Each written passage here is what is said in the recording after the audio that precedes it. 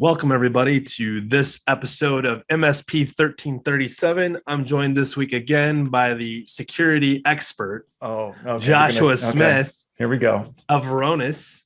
And, cybersecurity expert, I think you came up with a very good title for this week's episode, and that is Imposter Syndrome. Or is it Imposter Syndrome? It does look like that, doesn't it? I know, Imposter. Right? English is weird.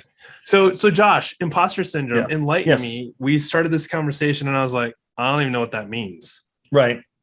So I'm going to look to the experts here at the Harvard Business Review.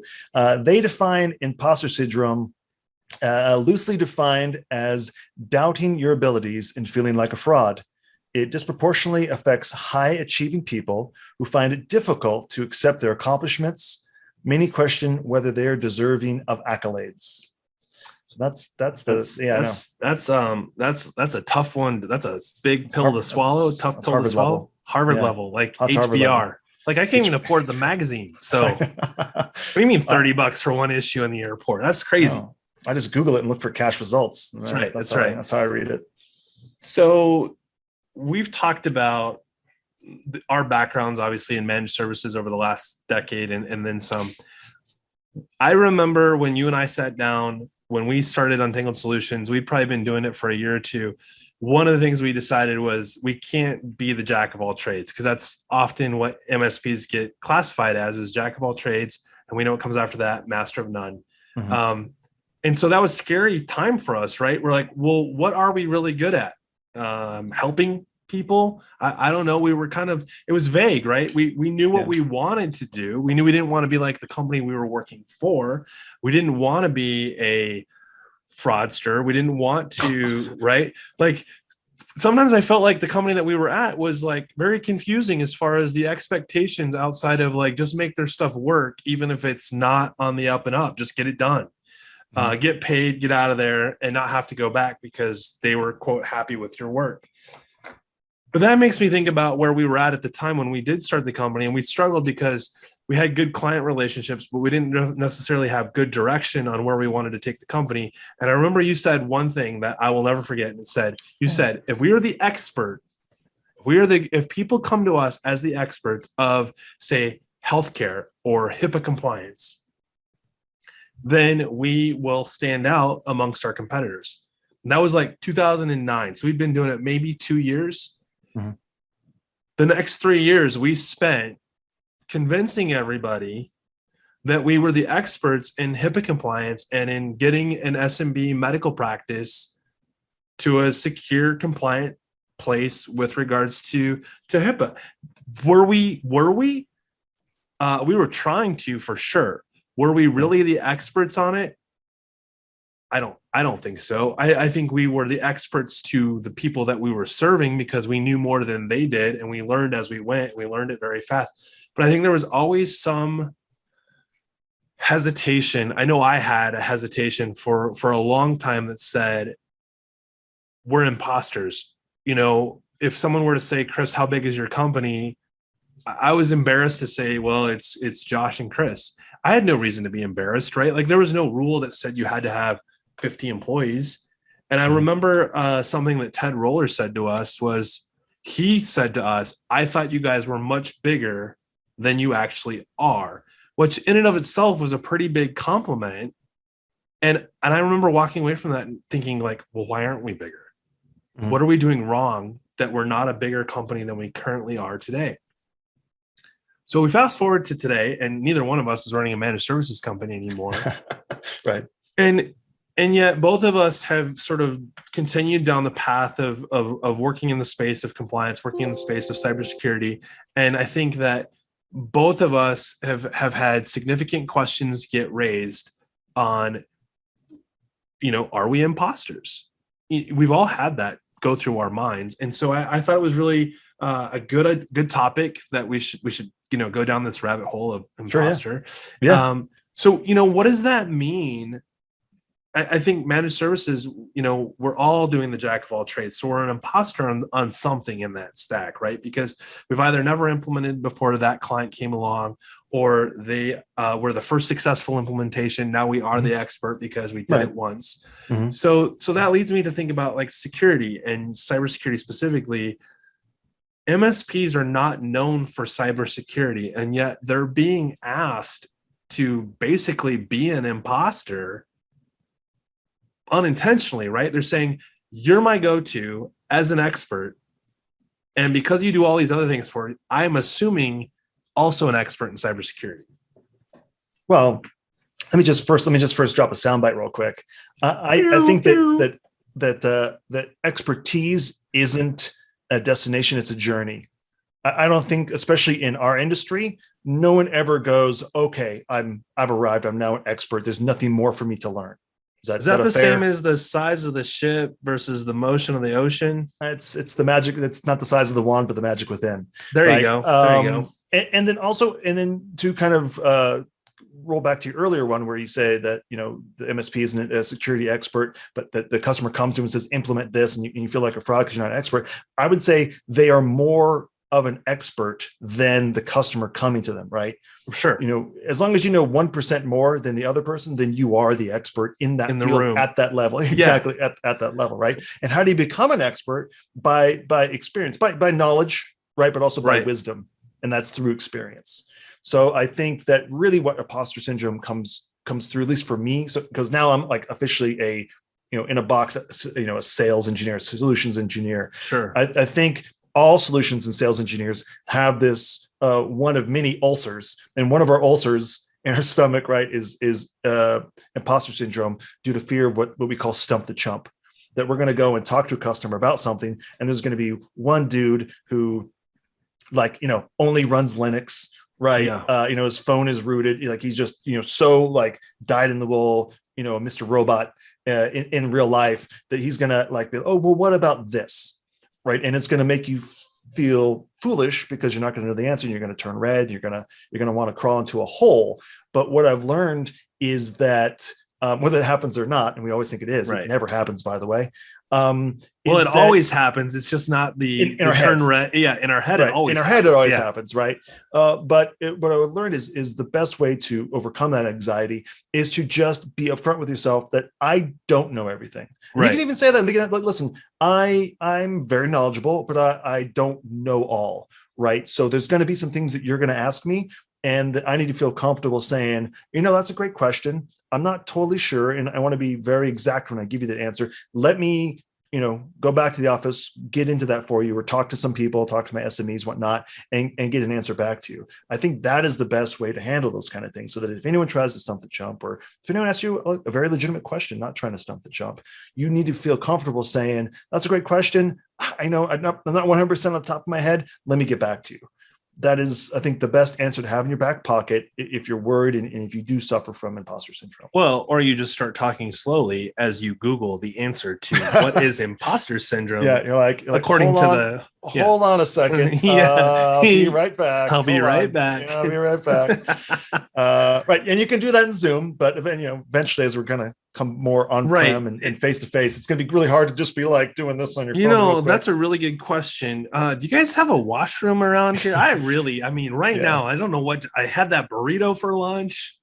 It's all downhill. But yeah. No, that's a really good way of saying it. So one of the things that I think is, I didn't think about this when we started the conversation, but when I think about imposter syndrome, we're essentially doing this to ourselves, right? No one else has inflicted this upon us, right? This is self-inflicted. That's why it's called imposter syndrome. Yeah. Do you think that as by and large, as far as MSPs are concerned, the challenge that they face today isn't on being the expert? It's on recognizing that they are the expert, like you said, to the client or the person in that room.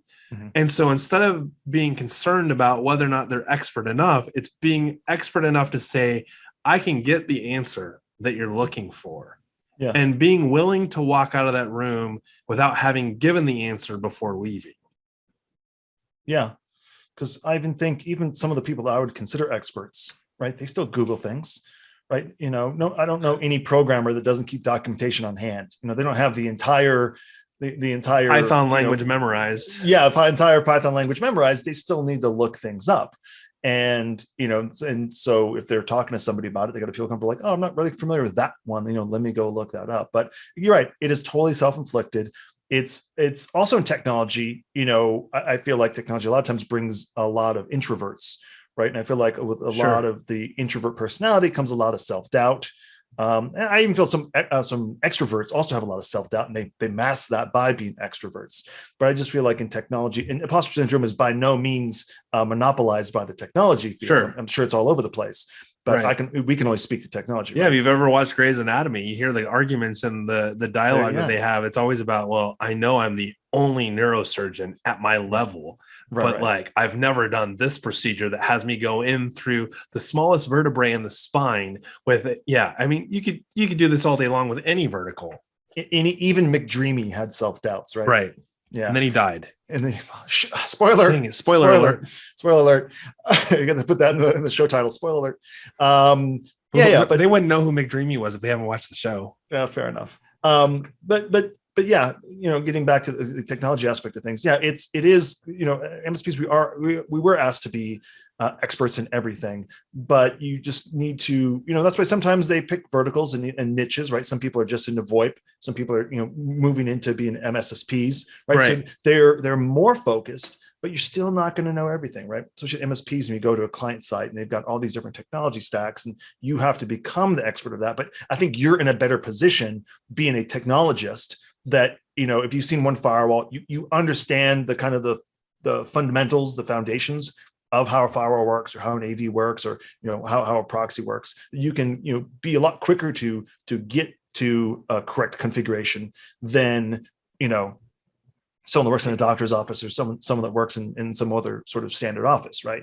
So it's just overcoming that, and I don't know the answer how to overcome it, except that I think just not being afraid to be able to say, I don't know, always continuing to learn, right? And do a lot of self-examination. Why am I feeling this way?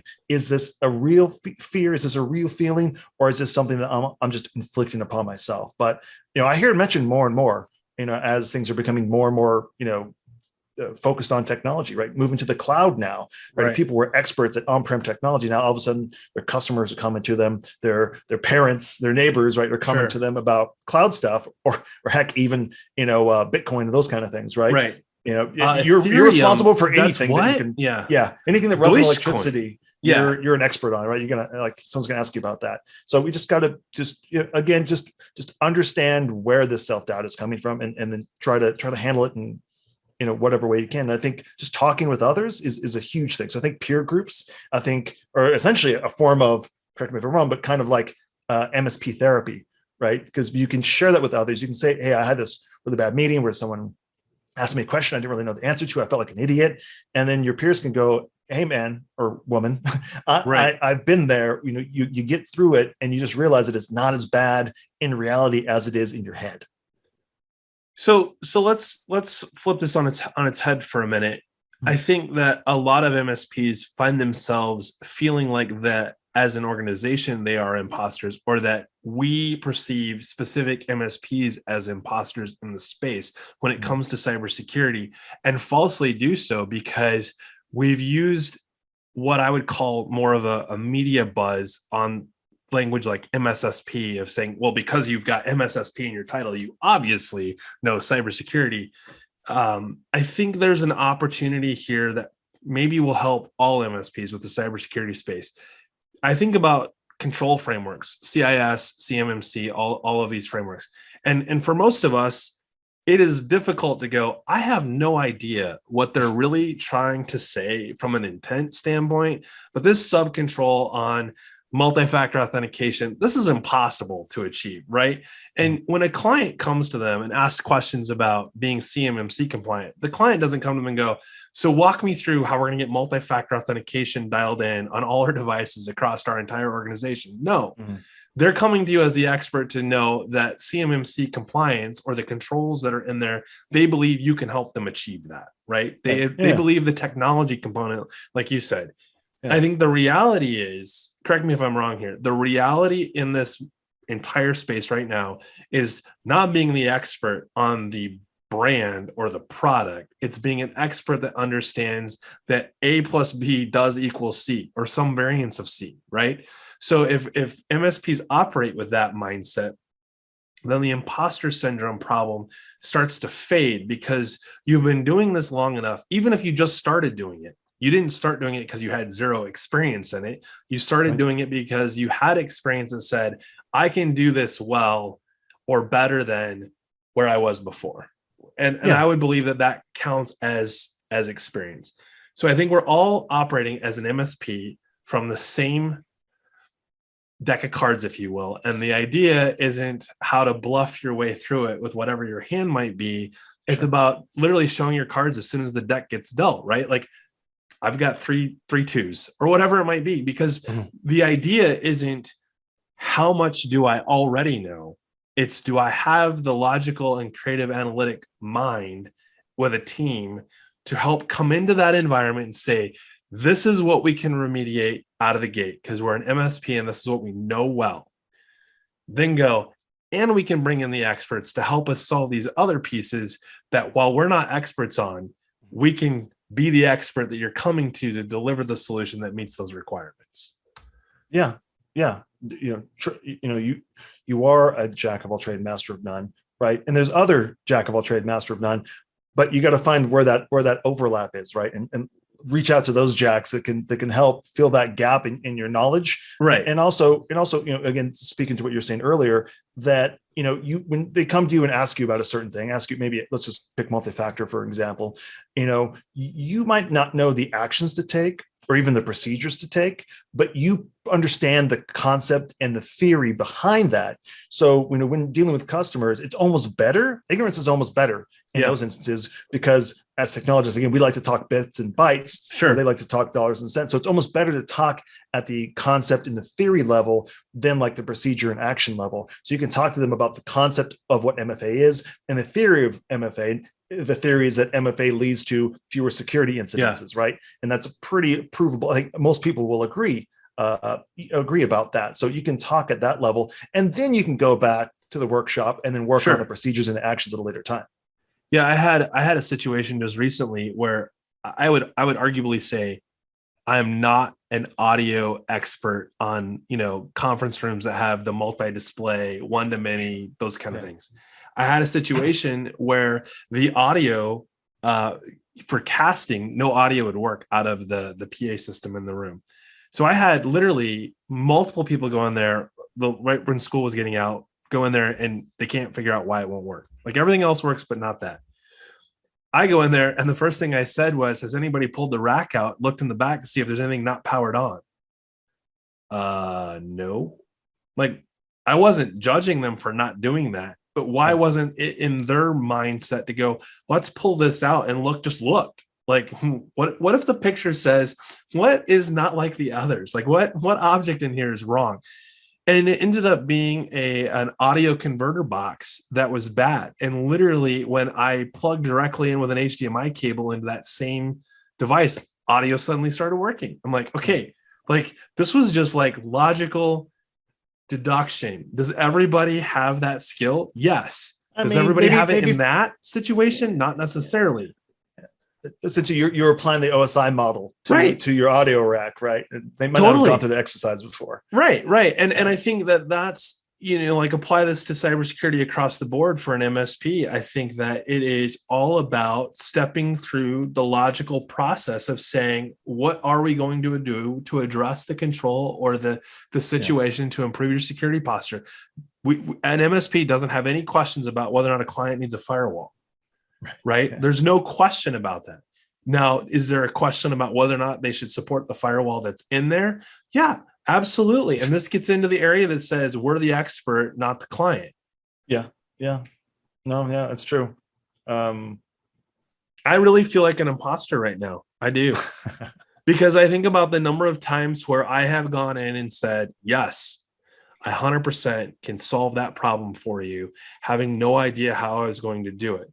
But that's the job, right? Like that is the request that's being put in front of us, because it's not like the MSP down the street has necessarily any more clue than I do on what the answer is when the conversation starts, which goes back to what you said before, is you're the expert in the room at the time. And odds are you're not going to be put in the same room with another MSP at the same time. But even if you are, Right. Again, that's great. That's fine. I mean, collaboration is a great thing, right? So that's fine. And I would even say it's good that you felt like an imposter, because I almost think that if at some times in your career, if you don't feel like an imposter, I think you're not pushing yourself hard enough, right? The only way we really learn is by pushing ourselves. And if we push ourselves, we're going to get into a situation where we have some self-doubt, and you push through that self-doubt. You pick up a book, jump on YouTube, jump on IT Pro TV or something like that, and you learn it, or you reach out to a peer, like I would reach out to you, or you would reach out to me to talk about something or get some sort of insight. We're in an industry where we're like sharks, right? We have to constantly be moving forward, otherwise we'll die, right? So without that continued striving for knowledge, for Gotta growth, keep swimming. We're tinkerers, right? We're hackers at heart. And that's what got us into technology in the first place. Is we're like, oh, that's interesting. Let me learn more about that kind of stuff. So is that really saying like it is better to have imposter syndrome and be successful than to not have imposter syndrome, because likely what comes after that is failure? I wouldn't say it's good to have imposter syndrome. I'm just saying that if you do, it shows that you're striving to don't be afraid of it. Right? Don't be afraid of having it. It's making sure that you're overcoming it, right? Because you don't want to always live in that space that's giving you have with the self-doubt, but questioning periodically from time to time is the difference between, I think, long-term success and the inevitable failure of just saying, I got this, I've always got this, and never realizing that you still had to swim forward in order to gain that knowledge as you went. Yeah, like lean into it, I guess is one way to say it, but don't lean too far. Like if you've got claustrophobia, don't lean over the edge of the cliff. Push yourself to go into an elevator, but maybe don't necessarily bury yourself alive for like 3 hours, right? Like, so lean into it, but just don't go too far. Or if the elevator's already full, that might not be the one you want to get on. Sure.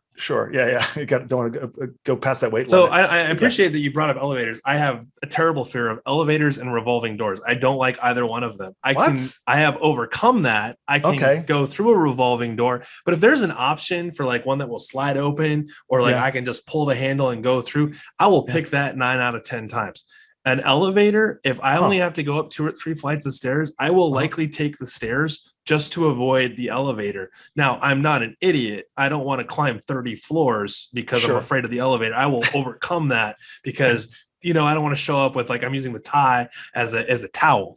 Sure. Yeah. I did not know that. You don't have a lot of revolving doors in California, and most of the buildings.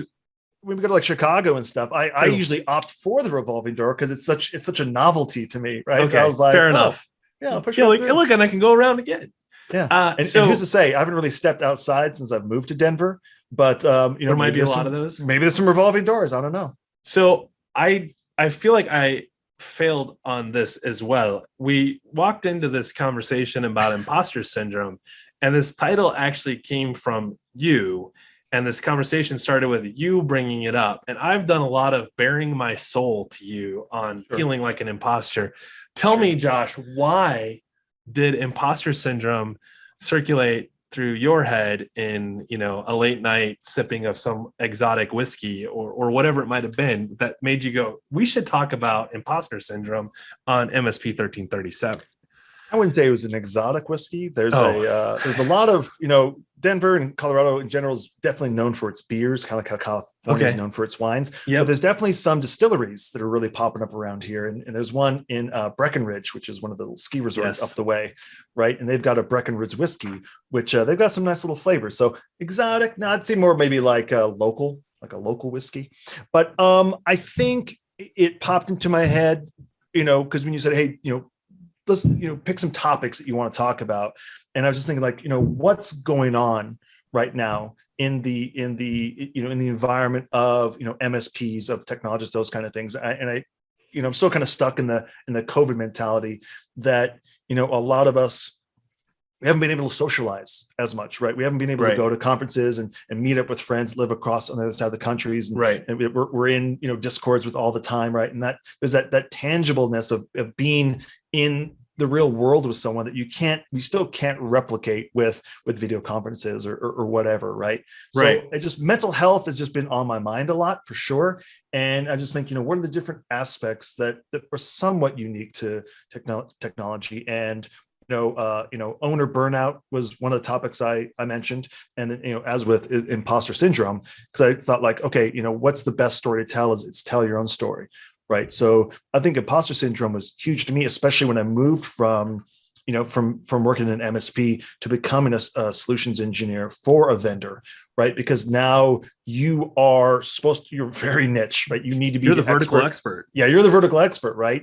But when you move to a new vendor, I mean, you might know the vendor, you might know some of their products, but you don't really know diddly squat. Right. So it's really a race in your training and in your education against your customer meetings and what questions they're going to ask, right? And it's always a competition.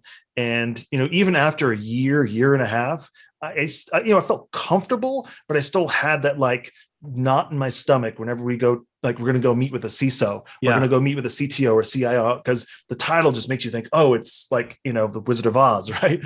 But a lot of times they're just as scared poopless, as you are, because everyone's looking to them for all the answers. Everyone's looking to them to be able to essentially be the end all be all expert, right? Yeah. So the more you kind of realize, there's a certain point when you're a kid, when you realize that your parents were just as clueless as everyone else, right? That adults are just guessing their way through life.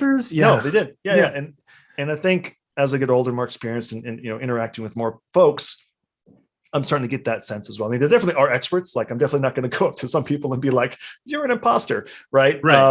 But it's just becoming comfortable in your skin. Again, there's no end. There's no 100%. You're never going to achieve 100%. You're always going to be striving for better than where you were last year. But I think especially for people on a sales team where you're the technical resource, essentially everyone looks to you.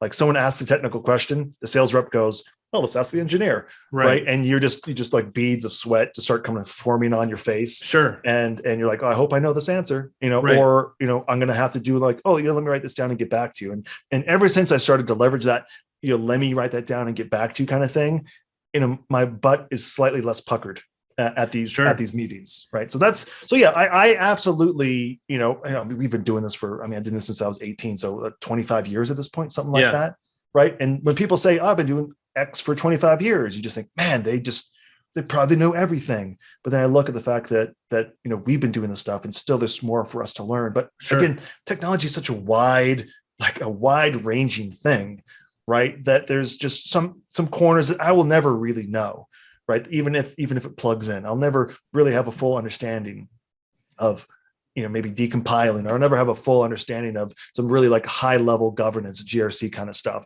But I know enough that when presented with a question, I know where to look. And that's one of the know how to read the map.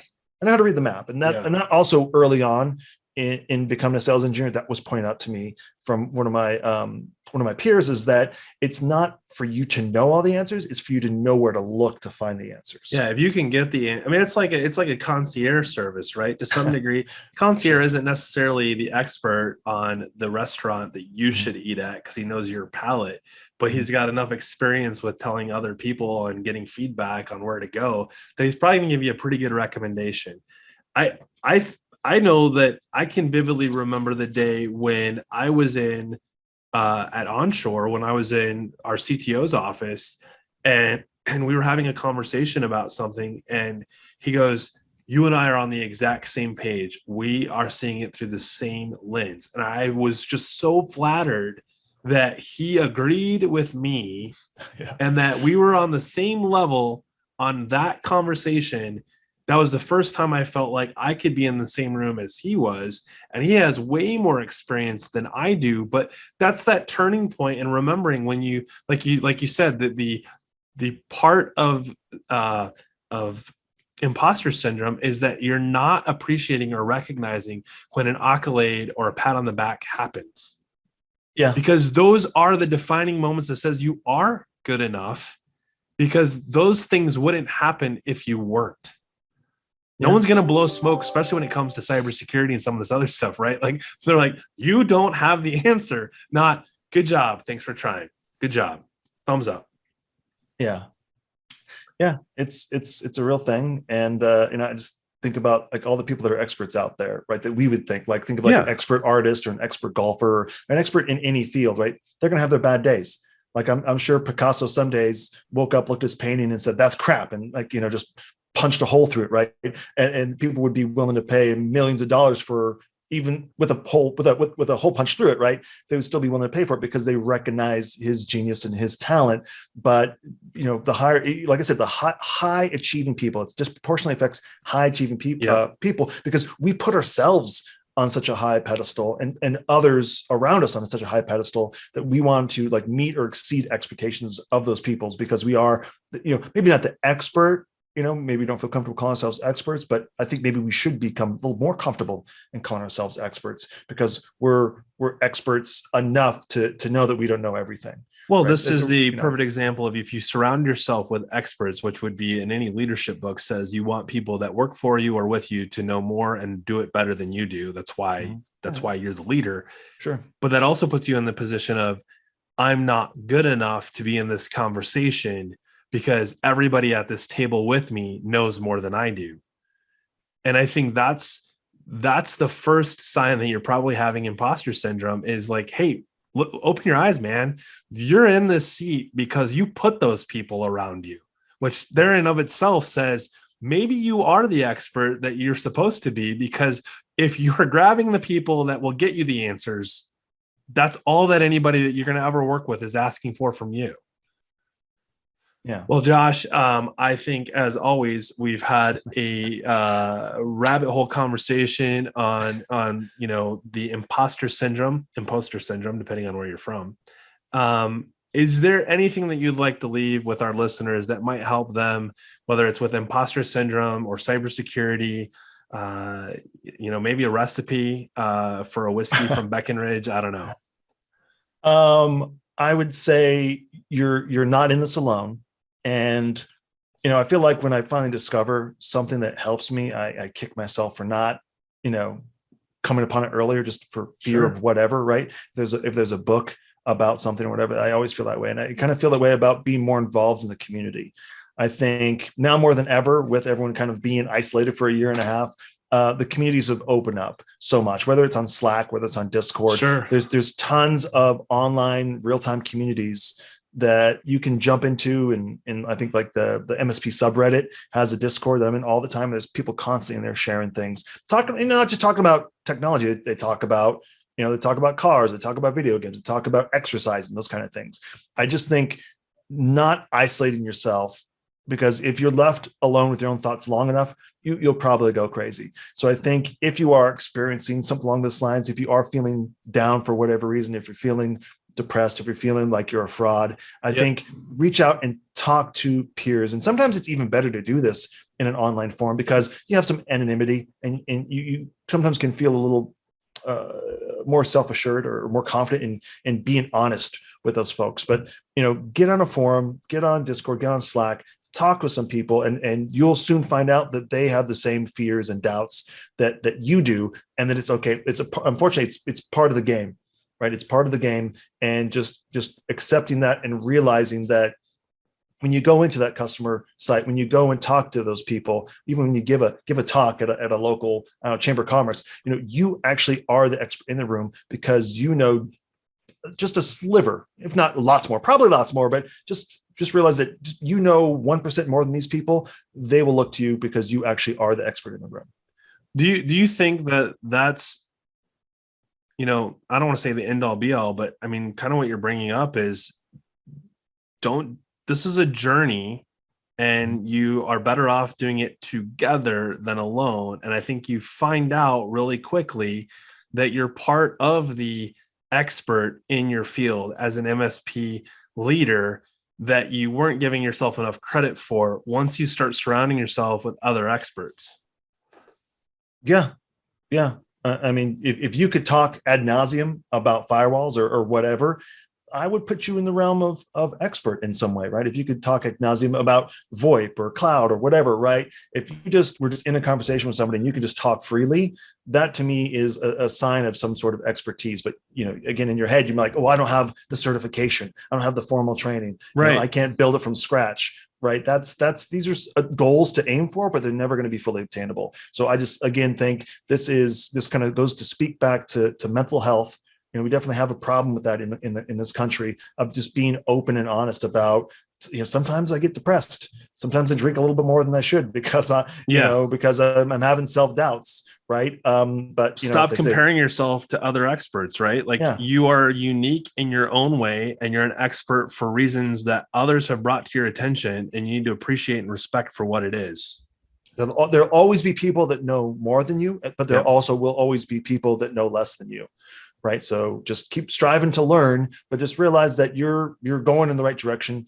You do have value. People come to you for a reason. They pay you for a reason, right? They come and ask your opinions because they recognize you as the expert. So just let that soak. Let that soak it in. Soak it in. Well, Josh, this has been an episode of MSP 1337. For those of you listening, thanks and have a great week.